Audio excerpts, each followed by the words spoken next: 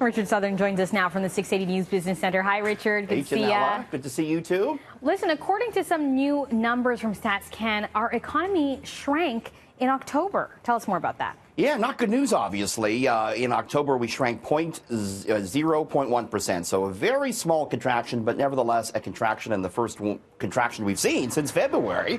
The manufacturing sector largely to blame as it fell 1.4%. Part of the reason there was the GM strike in the U.S. weighing on Ontario's auto industry. But the fact is here, this is just the latest in a string of economic data for Canada that is pointing towards a slowing economy. And so it's all eyes on the Bank of Canada to see whether or not it's going to cut interest rates when it meets again next on January 22nd. Certainly the likelihood of that happening moving a little bit higher, Janella. So, yeah, not the best economic news, but it has been a pretty good year when you look at jobs and certainly when you look at stocks. So we've got to keep it all in perspective. Yes, and speaking of stocks, we're taking a look back as this decade is coming to a close, and you're looking at how Toronto stocks have been performing.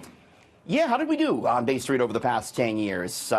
Not as good as Wall Street, not nearly as good. The TSX over the past decade up 95%, but the S&P 500 up 225%. In fact, if you bought an index of guaranteed Canadian government bonds, you would have returned about the same amount as the TSX without all the risk. Top performing stocks over the past 10 years. Number one, Boyd Group Income Fund. This is an auto repair shop out of Winnipeg, up 4,300%. Constellation Software up 4,200%. And Air Canada, big winner over the past decade, up 3,700%.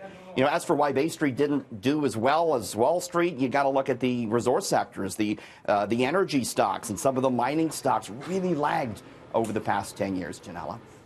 Okay, Richard, and you didn't need your heavy winter jacket today. Maybe you didn't need the Canada Goose, but the company has released a new jacket, and it's named after our city. It's specially designed for Toronto, and a lot of people online talking about this. And the question is, is Canada Goose trying to capitalize on the fact that we've seen so many pedestrians hit this year? This new Toronto jacket, they say, has a reflective detailing, ideal for increased visibility on city streets. There's a pocket in the wrist, Janella, that's just the right size for a Presto card. Yeah, I do like that. It's pretty cool, but like everything else in Toronto, it's not cheap. $1,500. Oh my goodness! For that thing, which is white, and you know, if I get one of those, I'd spill a coffee on it like the first day I get it. Does the Presto card come loaded? Is that for a year's worth of rides? Is that why it's $1,500? For that price, it better, Janella. Right, absolutely. But yeah, I did see that it was getting some criticism for capitalizing on pedestrian deaths in Toronto.